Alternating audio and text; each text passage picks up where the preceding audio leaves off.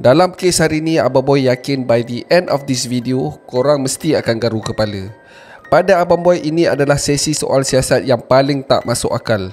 Dia punya plot twist memang twist kau-kaunya. But of course, kalau cerita crime biasa-biasa memang tak masuk lah channel ni, ya tak? Channel ni memang Abang Boy akan pilih kes-kes yang pelik je untuk korang. So, Assalamualaikum, nama aku Abang Boy dan welcome to channel Conspiracy TV, di mana Abang Boy akan mengupas kes-kes true crime, kisah misteri, fakta pelik dan cerita seram yang terjadi di serata dunia.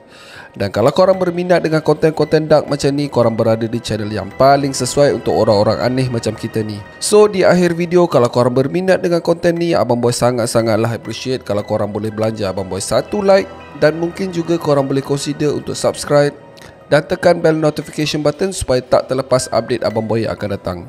Oh ya, jangan lupa share dan bagi tahu kawan korang pasal channel pelik ni. Dan kalau korang ada masa, bolehlah ke TikTok Abang Boy. Abang Boy pun ada TikTok weh, jangan buat main. Nama TikTok Abang Boy is Conspiracy TV. So dekat situ Abang Boy share fakta-fakta pelik pendek yang tak ada dekat dalam channel ni. So tanpa membuang masa, let's go.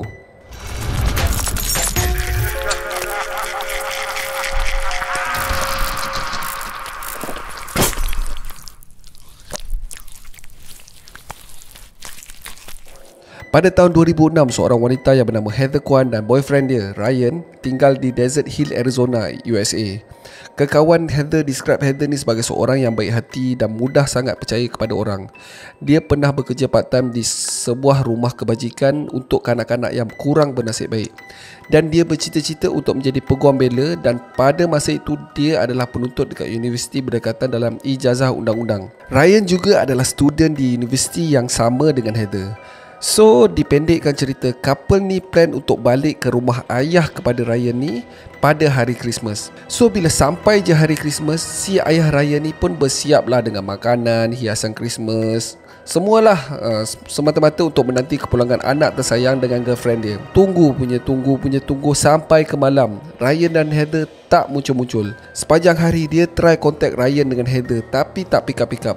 Ayah dia dah mula tak sedap hati. So instead of ayah dia sendiri pergi ke rumah anak teruna dia ni, dia minta tolong polis untuk buatkan welfare check. Welfare check ni lebih kurang macam pemeriksaan kebajikan. Basically, polis pergi check sama ada diorang ni okey ke tak. So polis pun pergilah check dekat rumah Heather dengan Ryan ni.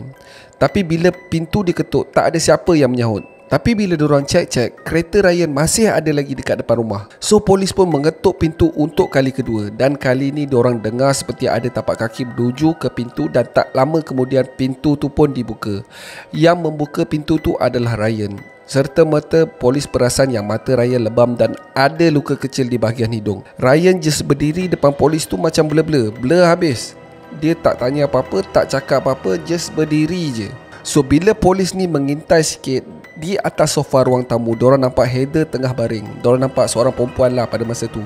So diorang pun tanyalah si Ryan ni, kenapa, apa jadi kat mata kau? Ryan ni nampak macam blur tau. Jawapan dia bagi pun sama-sama macam mengelak. Dia cakap tak tahu apa benda, dia lupa apa yang jadi kat mata dia. So walaupun polis agak curiga dengan kelakuan Ryan ni, diorang determine yang Ryan ni okey. Dan sekarang diorang nak tahu pula keadaan si Heather ni. So bila polis tanya dekat Ryan, Heather okey ke tak, lagi sekali Ryan cakap macam tak nak jawab je. Dia macam blur, tak tahu siapa Heather tu.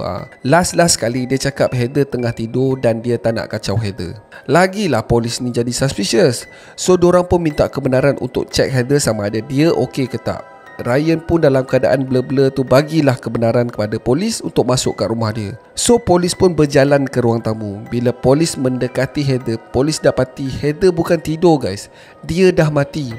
Heather dah mati sekurang-kurangnya beberapa hari sebelum diorang datang. So dari pemeriksaan awal, apa yang diorang dapat tahu adalah Heather mati akibat satu tembakan di kepala. Serta-merta Ryan menjadi suspek utama dan ditangkap. Dia digari dan diletakkan kat dalam kereta peronda, dan dia diletakkan di situ selama beberapa jam. Sementara beberapa lagi polis dan paramedik datang ke tempat kejadian. Dan akhirnya pada pukul 5 pagi 26 Disember barulah polis ni bawa Ryan ke Balai Polis Phoenix, Arizona, dan disitulah Ryan diproses sebagai seorang suspek. So Ryan pun dibawa masuk ke dalam bilik soal siasat. Bila Ryan dah masuk ke dalam bilik tu, Ryan kelakuan sangat-sangat pelik guys. Masa dia masuk dalam bilik tu, dia tak digari tau. Tak ada siapa pun suruh dia digari. Tetapi masa dia duduk seorang-seorang kat dalam bilik tu, dia perasan ada sepasang gari yang attach pada meja soal siasat tu. Tanpa disuruh, dia pun dengan selamanya menggarikan diri dia sendiri.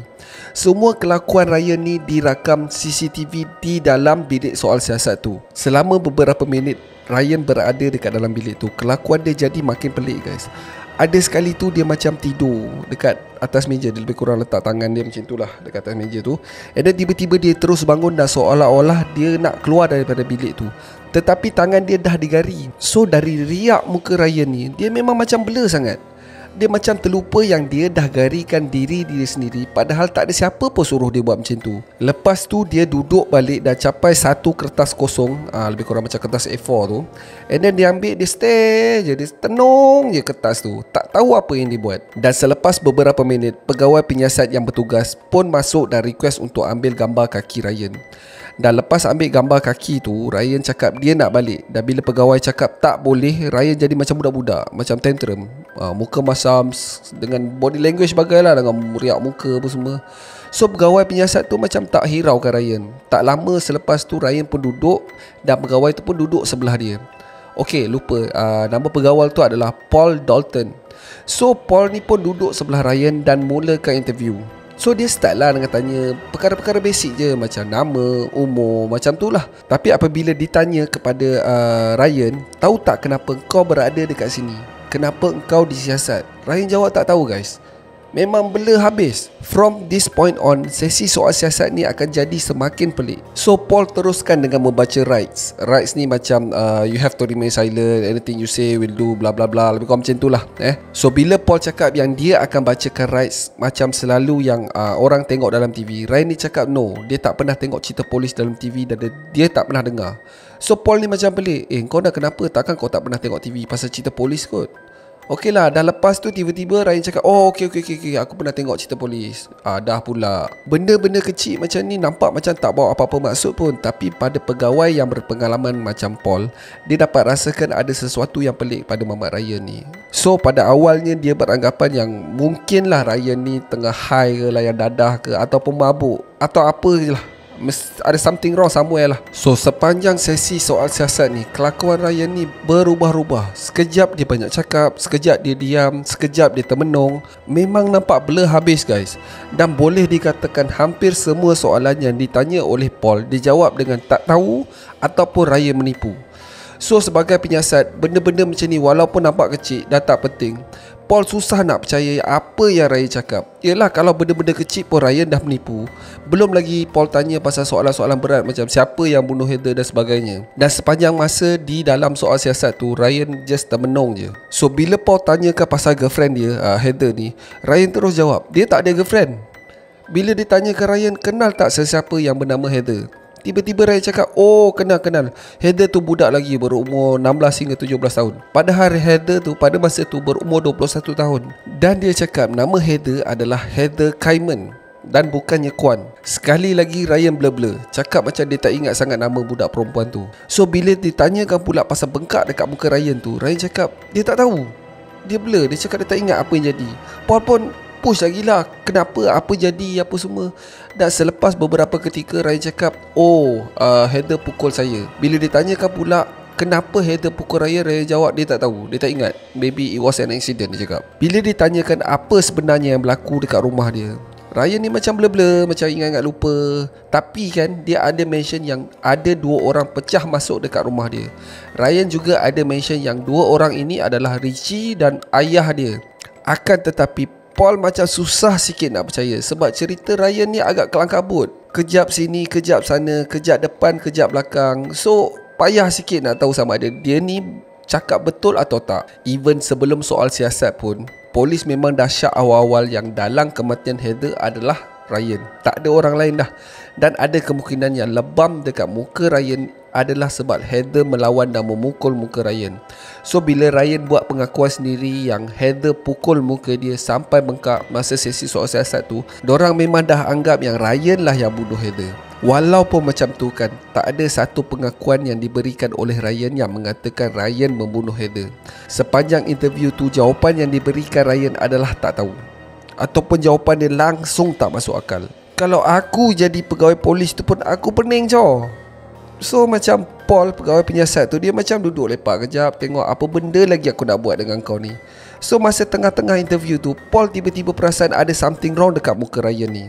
So dia cakap, kau main sini kejap. So lepas Paul tengok muka Ryan dengan lebih dekat, tiba-tiba Paul terus bangun dan terus belah. Dia cakap, kau lepak je, aku datang balik.